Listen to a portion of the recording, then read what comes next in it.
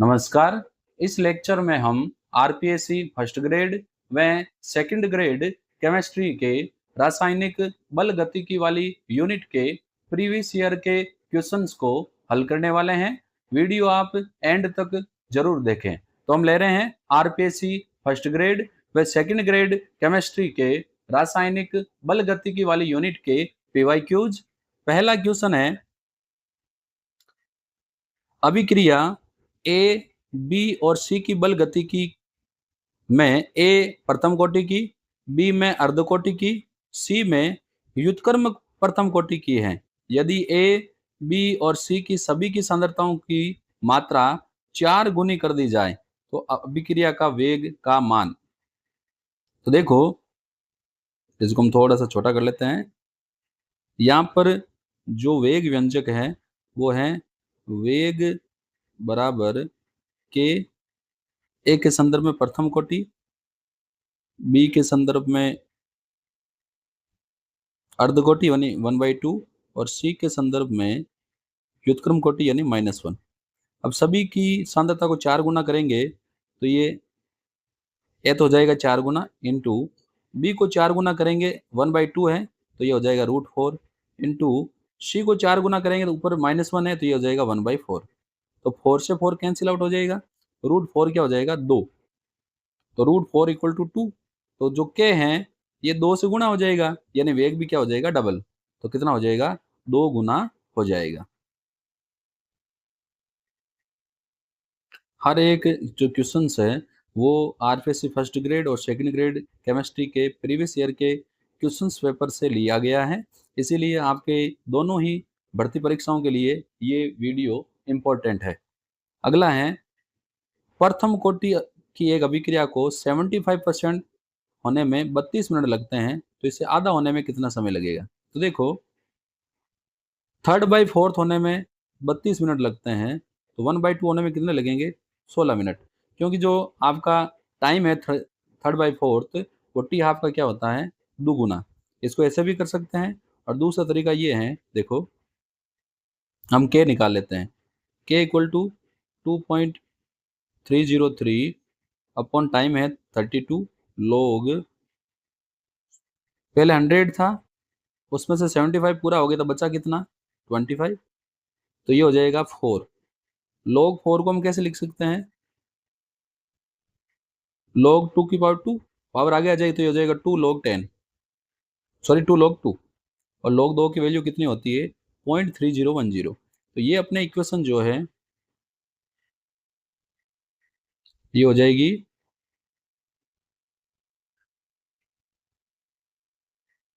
थोड़ा सा इसको छोटा करके लिखते हैं, k = 2.303 upon 32 into 2 into log 2 की वैल्यू कितनी होती है 0.3010। ये तो आ गया अपना k, इसको आप 16 कर लो तो टी हाफ बराबर क्या होता है, ये होता है 0.693 अपॉन के है 2.303 इंटू 0.310 ऊपर कितना है 16। तो देखो, जब हम 2.303 को 0.310 से गुणा करते हैं तो कितना आता है 0.693, तो ये आपस में कैंसिल आउट हो जाएंगे, बचेगा कितना 16। तो ऐसे भी आप कर सकते हैं। तो अपने यहाँ आंसर आ जाएगा ऑप्शन थर्ड, कितना हो जाएगा। थर्ड क्वेश्चन है, किसी अभिक्रिया की कोटि के लिए विशिष्ट अभिक्रिया वेग की इकाई होती है द्वितीय कोटि। तो द्वितीय कोटि के लिए जो होता है वो होता है मोल प्रति लीटर की पावर -1 सेकंड इनवर्स। तो मोल हो जाएगा इनवर्स, लीटर रह जाएगा ओनली लीटर और सेकंड इनवर्स। तो mole inverse litre second inverse ये आपका हो जाएगा option 4, litre mole inverse second inverse. चलते हैं नेक्स्ट क्वेश्चन पर। अभिक्रिया SO2 + O2, O2 आधिक्य में है, 2SO3 के लिए O2 के संदर्भ में अभिक्रिया की कोटि है। तो क्योंकि यहाँ ऑक्सीजन आधिक्य में है और जो अभिकारक आधिक्य में होता है अभिक्रिया का वेग उसकी सांद्रता पर निर्भर नहीं करता, तो O2 के संदर्भ में अभिक्रिया की कोटि है 0। अगला है प्रथम कोटि अभिक्रिया के लिए वेग नियतांक दिया हुआ है 5.5, 10⁻⁻14 सेकेंड इनवर्स। अभिक्रिया की अर्धायु होगी तो टी हाफ हो जाएगा इक्वल टू 0.693 डिवाइडेड बाई के है 5.5, 10⁻14 ऊपर चला जाएगा 10⁻14, तो यहाँ हम कर लेंगे 10⁻13 और यहाँ लगा देंगे ये हो जाएगा 6.93 डिवाइडेड बाई 5.5, तो ये अप्रोक्सीमेट 1 होगा और ये क्या हो जाएगा 10⁻13, तो 10⁻13 में एक ही ऑप्शन है, ये हो जाएगा अपना सही। 1.26 पूरा भाग देने की नीड भी नहीं है क्योंकि 10⁻13 बचेगा, 10⁻13 एक ही ऑप्शन में है। अगला है अपने रेडियोधर्मी तत्वों का शेष उदाहरण है। रेडियोधर्मी तत्वों का अपघटन प्रथम कोटि की अभिक्रिया होती है। आरएनएस इक्वेशन के बराबर ए अपॉन आर टी के लिए कौन सा कथन असत्य है? ए की इकाई जूल प्रति मोल होती है, राइट है। ए ताप पर निर्भर नहीं करता, राइट है। ये ताप पर निर्भर करता है, ए आवर्ती गुणांक है। जो सक्रियण ऊर्जा है ये ताप पर निर्भर नहीं करती। अधोलिखित H2 और Br2 के प्रकाश रासायनिक अभिक्रिया के पदों में कौन सा निरोधक पद है? निरोधक पद वो होते हैं जिसमें मुक्त मूलक की कमी होती है। तो यहाँ पर Br2 प्लस HV ये तो प्रारंभन पद है। Br प्लस H2 जो दे रहा है HBr plus H, Br plus Br ये तो श्रृंखला समापन पद है। और यहाँ पर HBr और H है ये मिलकर दे रहे हैं H2 प्लस Br, तो यहाँ पर अपने हो जाएगा HBr plus H2 plus Br, ये अपना इस अभिक्रिया का निरोधक पद हो जाएगा। अगला ले रहे हैं क्वेश्चन, अभिक्रिया N2 प्लस 3H2 2NH3 के लिए यदि delta NH3 upon delta T 2 into 10⁻⁻4 मोल प्रति लीटर सेकेंड इनवर्स है, तो delta H2 upon delta T का मान होगा। तो देखो यहाँ पर स्टोइकियोमेट्री के अकॉर्डिंग यदि हम वैल्यू पुटअप करें तो ये अपना हो जाएगा NH3 2 है तो 1/2 delta NH3 upon delta T, ये जो वैल्यू है ये अपने है 2 इंटू 10⁻⁻4, ये इक्वल टू होगा H2 के H2 1/3 delta H upon delta T। तो अपने को delta H upon delta T चाहिए, तो 3 चला जाएगा ऊपर तो हो जाएगा 3/2 2 इंटू 10⁻⁻4, 2 से 2 कैंसिल आउट हो जाएगा, बच जाएगा 3 इंटू 10⁻⁻4।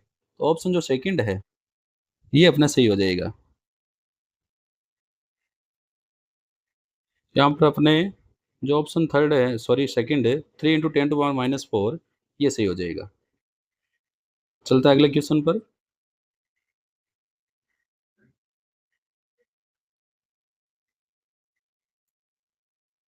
माइकेलिस मेंटेन स्थिरांक Km के संबंध में असत्य कथन है। Km equal to K-1 plus K2 upon K1, right है। Km उस सबस्ट्रेट की सांद्रता के बराबर है जिस पर उत्पाद बनने की वेग उच्चतम वेग की आदि है जब सांद्रता उच्च हो, ये भी राइट है। Km एक साम्य स्थिरांक है, Km एक स्थायी अवस्था स्थिरांक है, Km एक साम्य स्थिरांक है, ये कथन गलत है। तो ऑप्शन थर्ड अपने राइट हो जाएगा। नेक्स्ट क्वेश्चन है, एक प्राथमिक अभिक्रिया 2A उत्पाद द्वितीय कोटि की है, इसकी प्रारंभिक सांद्रता 2 इंटू 10⁻⁻2 मोल प्रति लीटर का मान 10 मिनट में 0.05 इंटू 10⁻⁻2 मोल प्रति लीटर रह जाता है। अभिक्रिया के वेग नियतांक का मान है। तो देखो सेकंड ऑर्डर रिएक्शन है, इसको हम सोल्व करते हैं। इसके लिए आपके हो जाएगा के इक्वल टू हो जाएगा 1/T, टी है 10 मिनट, 1/A0 ये है आपके जो 1/A0 है ये आपके 0.05, 10⁻2 तो 10⁻⁻2 पर जाएगी तो 100 हो जाएगा, और ये पॉइंट हटाओगे 2 जीरो और लगा दो ये 5 रह जाएगा, -1/T ये है आपके प्रारंभिक है 0.2 इंटू 10⁻⁻2 ऊपर जाएगा तो ये भी 100 हो जाएगा, और इसको ये पॉइंट हटाओगे तो इसको 1000 कर लो, तो ये अपना हो जाएगा 500 और 5 इसको करोगे तो ये 2000। 2000 में से 500 निकालोगे तो हो जाएगा 1050। तो ये हो गया 1/10 इंटू 100 500। तो ये अपने इससे कैंसिल आउट हो जाएगा, तो ये हो जाएगा 1500 था, तो ये हो जाएगा 150। तो यहाँ पर अपने ऑप्शन में 1.5 इंटू 10⁻² सॉरी प्लस, तो ये कितना हो जाएगा 1.5 इंटू 10⁻² कहो या 150 को, एक ही बात है। तो ऑप्शन सेकंड जो है ये अपने ऑप्शन के अकॉर्डिंग राइट हो जाएगा। थोड़ी डेरिवेशन टाइप मैथमेटिक्स है, आपको डाउट है तो आप खुद कर सकते हैं। ऑन स्क्रीन इतनी बड़ी कैलकुलेशन करना थोड़ा सा मुश्किल होता है, फिर भी मैं प्रयास कर रहा हूँ कि हर एक क्वेश्चन को समझाया जाए। सक्रिय ऊर्जा की गणना के लिए log k और 1/t के बीच में खींचा गया जो ग्राफ है वो घटता हुआ आता है, तो ये भी नहीं है, ऑप्शन सेकंड। 100 डिग्री सेंटीग्रेड पर एक द्वितीय कोटि की अभिक्रिया के वेग नियतांक का मान 3 into 10⁻⁴ litre mole inverse second inverse है। 400 डिग्री सेंटीग्रेड पर वेग नियतांक का मान ज्ञात करो। दिया है कि इस अभिक्रिया की सक्रिय ऊर्जा का मान 0 है। जब किसी अभिक्रिया की सक्रिय ऊर्जा का मान 0 होता है तो अभिक्रिया का वेग ताप पर निर्भर नहीं करता, तो वेग वही होगा जो पहले था, यानी 3 इंटू 10⁻⁴ ही होगा।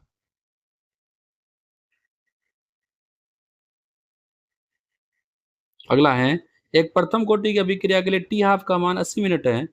इस अभिक्रिया में क्रियाकारक की प्रारंभिक सांद्रता 2 मोल प्रति लीटर हो तो कितने समय में 0.2 रह जाएगी। तो देखो सिंपल सा है, आप इसको डायरेक्ट कर सकते हैं भाई।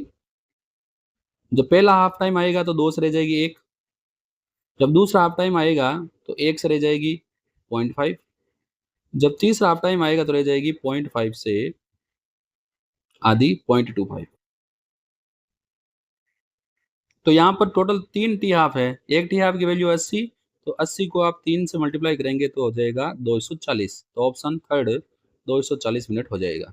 तो आप क्वेश्चन को ऐसे सीधे ही कर सकते हैं, ज़्यादा ऐसे फॉर्मूलाज लगाने की नीड नहीं होती जब टी हाफ वाले क्वेश्चन दिए गए हों। करते हैं अगले क्वेश्चन की बात। निम्नलिखित में से कौन सा क्रियाकारक है जो अभिक्रिया की दर को प्रभावित नहीं करता है? क्रियाकारक की सांद्रता, क्रियाकारक की प्रकृति, तापमान, अनुसंख्यता। सही हो जाएगा आपका अनुसंख्यता। अनुसंख्यता पर अभिक्रिया का वेग या अभिक्रिया की दर प्रभावित नहीं होती है। एंजाइम की सक्रियता घटती है उपस्थिति से वर्धक, सूचक, प्रतिवर्धक, प्रमोटर। प्रतिवर्धक की वजह से एंजाइम की सक्रियता घट जाती है। एक प्रथम कोटि अभिक्रिया के लिए टी हाफ का मान 80 मिनट है। इस अभिक्रिया में क्रियाकारक की प्रारंभिक मात्रा यदि 2 हो तो कितने समय में हो जाएगा? ये तो हमने कर लिया, 240 वाला ही होगा। प्रकाश संश्लेषण अभिक्रिया है अम्लसार, अवक्षेपण, रेडॉक्स, संकुल। सही हो जाएगा आपके रेडॉक्स अभिक्रिया। ये एक रेडॉक्स अभिक्रिया है। जिगलर नाटा उत्प्रेरक है aluminium mercury, zinc mercury, palladium VSO4 quinolone, और ये ट्राई एथिलीन एल्यूमिनियम और टाइटेनियम टेट्राक्लोराइड। तो राइट आंसर हो जाएगा ऑप्शन 4, जिगलर नाटा उत्प्रेरक, ऑप्शन 4। फिर है आपके मैक्सवेल बोल्ट्जमान सांख्यिकी के अनुसार IV अवस्था में कणों की संख्या होगी, तो इसमें आपके हो जाएगा option first Ni = GI/E⁴ epsilon i sorry. एक प्रथम कोटि अभिक्रिया के लिए K की वैल्यू 2.31 10⁻14 सेकंड है। इस अभिक्रिया के लिए अर्धयुगल का मान मिनट में होगा, तो पहले आपको सेकंड में निकालना पड़ेगा, फिर उसको मिनट में कन्वर्ट करना पड़ेगा। तो देखो टी हाफ इक्वल टू हो जाएगा 0.693 अपॉन के है 2.31, ये ऊपर जाएगा तो हो जाएगा 10⁻14 माइनस का जो प्लस का हो जाएगा, यहाँ लगाएंगे तो ये हो जाएगा 6। चलो अगर आप सीधा भाग देंगे तो भी ये इसको डिवाइड कर देगा 0.3 बार टाइम। 0.693 जो है वो 2.31 से कितनी बार हो जाएगा 2 पॉइंट, जो 2.31 है इसको आप 3 बार जब मल्टीप्लाई करोगे तो आ जाएगा 693। तो ये आपके डिवाइड हो जाएगा 0.3 टाइम, लेकिन यहाँ पावर आपको ये कम करनी पड़ेगी, तो ये हो जाएगा 0.3 इंटू 10 टू पावर, यहाँ क्या हो जाएगा आपके, देखो इसको वापस शुरू से करते हैं।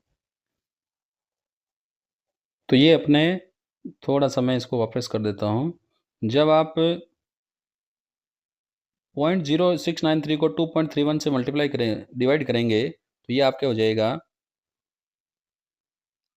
देखो ये था आपने 0.693 को 2.31 से आप जब मल्टीप्लाई करेंगे, तो ये हो जाएगा, पावर तो ये कम करनी पड़ेगी, तो ये हो जाएगा 0.3 इंटू 10 टू पावर 13। सेकेंड में मिनट में कन्वर्ट करने के लिए किससे डिवाइड करेंगे आप, 16 से। 16 से मल्टीप्लाई करेंगे तो आपके 2 पावर और यहाँ कम हो जाएगी, और जब आप 30 को 6 से मल्टीप्लाई करेंगे तो आप कितना आ जाएगा, 5। तो ये आ जाएगा आपके 5 इंटू 10 टू पावर 11। तो इसको मैं आपको एक बार वापस इजी वे में करके बता देता हूँ, उससे आपके इजी समझ में आ जाएगा। देखो अपने टी हाफ इक्वल टू है 0.693 divided by 2.31 into 10 to power 40, यही था। अब जब आप इसको डिवाइड करेंगे, इसको बनाना पड़ेगा 693, इसको बनाना पड़ेगा 231, तो ये इसको कैंसिल कर देगा 3 बार, तो ये हो जाएगा 3 इंटू 10 की घात, यहाँ पावर ये कम करने पड़ेगी 13। ये सेकंड में हो गया। मिनट में कन्वर्ट करने के लिए हम क्या करते हैं, 3 को बना देते हैं 300 और इसको करते हैं 10 की घात 11।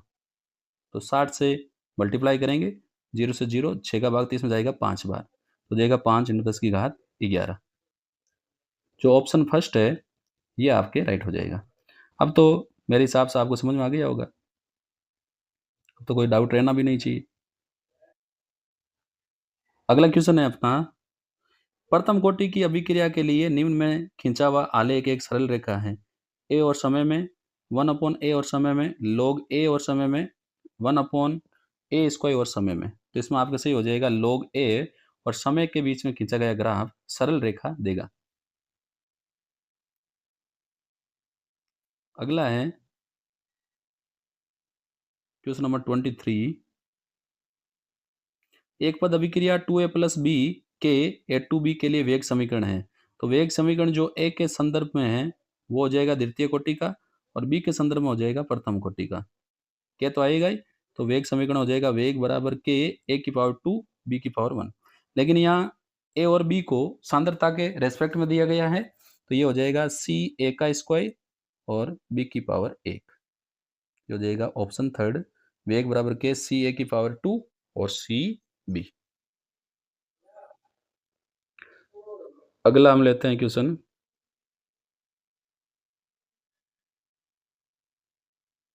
CH3 यानी टर्सरी ब्यूटिल ब्रोमाइड की अभिक्रिया जल के साथ करवाने पर टर्सरी ब्यूटिल अल्कोहल मिलता है प्लस HBr। उपरोक्त अभिक्रिया में जल की सांद्रता को दुगुना कर दिया जाए तो अभिक्रिया का वेग प्रारंभिक वेग का, तो यहाँ पर जो वाटर है वो एक्सिस में है, इसीलिए अभिक्रिया का वेग इसके ऊपर डिपेंड नहीं करेगा।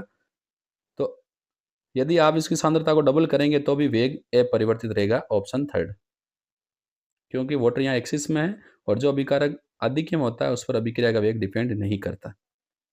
एक पदीय अभिक्रिया A+2B उत्पाद का प्रारंभिक 0.2 मोल प्रति लीटर A और 0.01 मोल प्रति लीटर B लेकर किया गया है, तो अभिक्रिया की आभासी कोटि होगी। तो यहाँ पर देखो जो A है वो लिया गया है 0.2 और जो B लिया गया है वो लिया गया है 0.01, और ए के संदर्भ में अभिक्रिया की जो कोटि है वो क्या, प्रथम कोटि, और बी के संदर्भ में देखो 2B है तो कितनी है, सेकंड कोटि। तो यहाँ पर जो ए है उसकी मात्रा क्या है, अधिक है, बी की मात्रा क्या है, कम है, सीधी सी बात यही है। तो यहाँ पर बी की मात्रा क्योंकि कम है, इसीलिए अभिक्रिया का वेग जो है वो किस पर डिपेंड करना चाहिए, तो यहाँ पर ए जो है उसकी मात्रा अधिक है और बी की मात्रा जो है वो कम है, तो बी पूरा का पूरा अभिक्रिया में यूज हो जाएगा। और अभिक्रिया का वेग उस पर डिपेंड नहीं करता जो अधिक मात्रा में उपस्थित हो। ए यहाँ पर अधिक मात्रा में उपस्थित है और ए के संदर्भ में जो अभिक्रिया की कोटि वो क्या है, प्रथम कोटि है।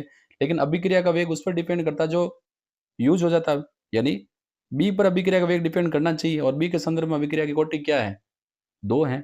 लेकिन क्योंकि बी बहुत कम मात्रा में उपस्थित है, तो ऐसी अभिक्रिया जिसकी आणविकता 2 हो लेकिन कोटि 1 हो, उसको हम क्या बोलते हैं, छद्म प्रथम कोटि अभिक्रिया। तो ये छद्म प्रथम कोटि अभिक्रिया जैसा एग्जाम्पल है, तो ये अभिक्रिया का वेग जो एक ही सांद्रता पर डिपेंड करेगा, यानी कैसा होगा, कोटि 1। तो इस अभिक्रिया की कोटि क्या होगी, 1।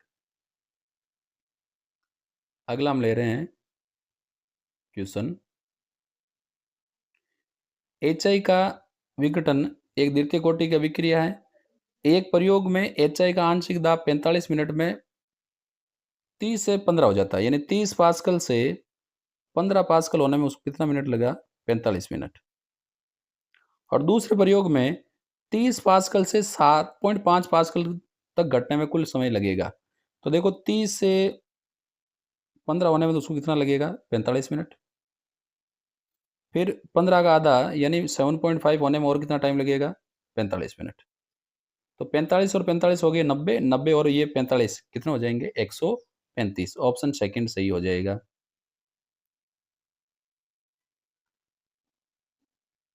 अगला क्वेश्चन लेते हैं,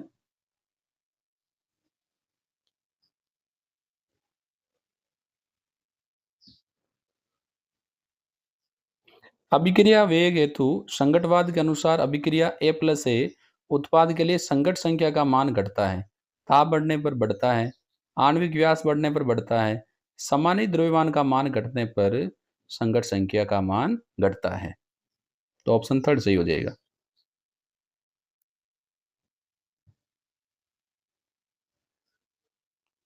किसी अभिक्रिया का वेग वेग बराबर के A to power 1 B to power 2, ए और बी दोनों को 2 गुना करने पर अभिक्रिया का वेग कितना होगा। तो नया जो वेग व्यंजक हो जाएगा वो हो जाएगा वेग बराबर के ए को कर दिया डबल यानी 2a, बी को कर दिया डबल यानी 2b का स्क्वायर।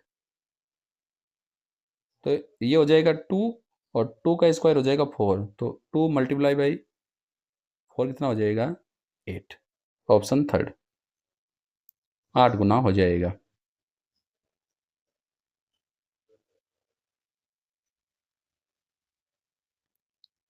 निम्नलिखित में से कौन सा कथन शून्य कोटि की अभिक्रिया के लिए सही नहीं है। एल एन आर व टी के मध्य सरल रेखा है, आर एवं टी के मध्य सरल रेखा है, k t equal to r zero minus r, t half बराबर आर जीरो अपॉन 2k। तो इसमें हो जाएगा option first l n r और 1 l n r natural log of r और टी के मध्य ग्राफ सरल रेखा नहीं होता है, ये प्रथम कोटि के लिए सरल रेखा होता है। अगला है, प्रथम कोटि की अभिक्रिया में 99.9% अभिक्रिया पूर्ण होने में लगा समय अर्धायु काल का कितना गुना होता है, 10 गुना।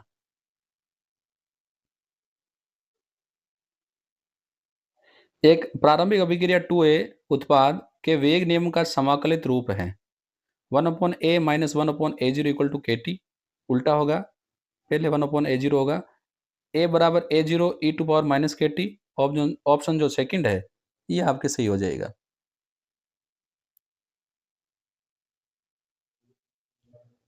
अगला है, सफल संगत का पहलू है त्रिविम आवश्यकता, समागम दर, न्यूनतम ऊर्जा आवश्यकता, उपरोक्त सभी सफल संगत के पहलू हैं। अगला, वेग समीकरण के बराबर p a e to power minus a upon r t में कारक पी है, ये होता है त्रिविम कारक।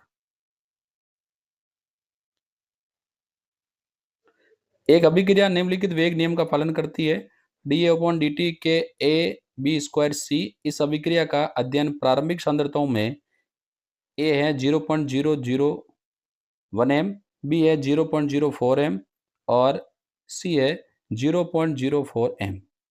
इस अभिक्रिया की आभासी कोटि होगी। तो यहाँ पर जो ए है ये अत्यंत कम मात्रा में है, इसीलिए अभिक्रिया का जो वेग है या यूं कहें अभिक्रिया की जो कोटि है वो ए पर ही डिपेंड करेगी। ऐसा क्वेश्चन मैंने अभी पहले ही भी करवाया था। तो अभिक्रिया की कोटि क्या होगी, प्रथम कोटि।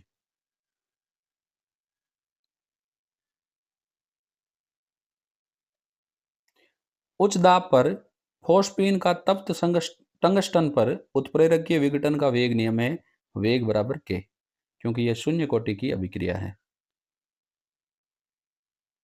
ये तो मैंने करवा ही दिया, वापस आ गया 10 गुना होगा। किसी अभिक्रिया में क्रियाकारक की प्रारंभिक सांद्रता दुगुना करने पर अभिक्रिया का टी हाफ 2 गुना हो जाता है, तब अभिक्रिया की कोटि होगी। अर्ध अर्धायुकाल जो है वो शून्य कोटि अभिक्रिया का अर्धायुकाल अभिकारकों की सांद्रता के समानुपाती होता है। डबल करने पर डबल हो रहा है, तो कोटि कौन सी होगी? शून्य कोटि। तो यहाँ पर मैंने आपको केमिकल काइनेटिक्स वाली यूनिट के महत्वपूर्ण प्रीवियस ईयर के मल्टीपल चॉइस क्वेश्चन करवाए। वीडियो यदि आपके लिए हेल्पफुल हो तो वीडियो को आप लाइक और शेयर करना ना भूलें, और यदि आपने अभी तक मेरे यूट्यूब चैनल को सब्सक्राइब नहीं किया है तो ऐसे ही और वीडियोस प्राप्त करने के लिए आप मेरे यूट्यूब चैनल को सब्सक्राइब करें, ताकि मैं ऐसे ही और वीडियोस आपके लिए फिर लेके आऊँ। मैं सुशील कुमार जांगीड़ आपको फिर मिलूंगा। धन्यवाद।